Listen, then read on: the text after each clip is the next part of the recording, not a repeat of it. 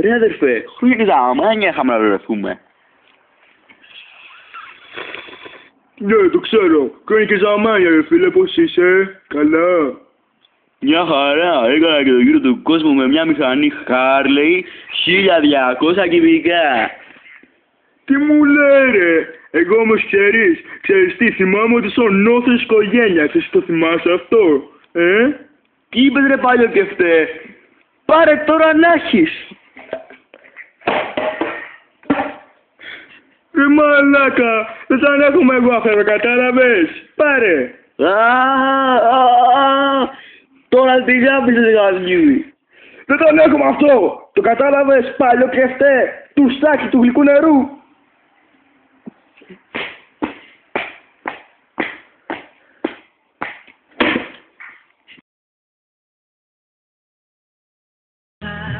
Νέο Jeep Cherokee, 37.900 ευρώ. Φτάνει. Κοιμούνται. Ρε αδερφέ, ξέρεις τι, θέλω να δω ένα ειδικό κανάλι, μπορείς να με αφήσεις? Με τίποτα, με καμία Παναγία. Δεν στο επιτρέπω.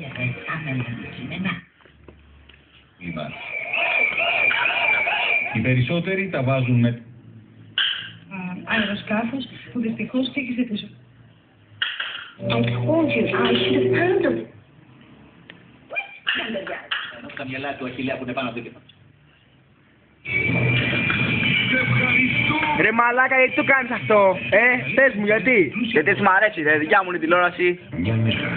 Οκ ρε, εντάξει, θα σου δείξω εγώ, θα σου δείξω. Ναι, τώρα φοβηθήκαμε. Τώρα θα δεις ρε, τώρα θα δεις τι θα σου κάνω. Τι λες μωρέ, άμπαλε, άντε στο διάλο. Να μάθω άλλη μαλάκα. Κοίτα και εσύ τώρα.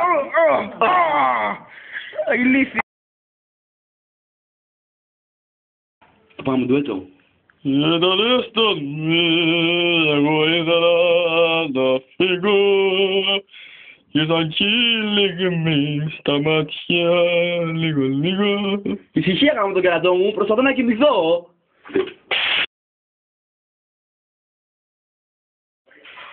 Καλημέρα. Καλημέρα είπα, δεν μ' ακούς? Καλημέρα ρε. Κάτι στραβή και ανάποδη λύση, τι θες εδώ πέρα, Μα τι σου είπα και μου μιλάς έτσι, δεν σου είπα σίγουρα τέτοιο. Είσαι ένα ηλίθιο κατασκεύασμα, βλαμμένο, στουρσάκι. Τι λες τώρα, σου είπα σίγουρα τέτοιο. Τι λες, ακούς τι λες. Ναι, φυσικά και ακούω, είσαι ένας πανηλίθιος πανίβλακας.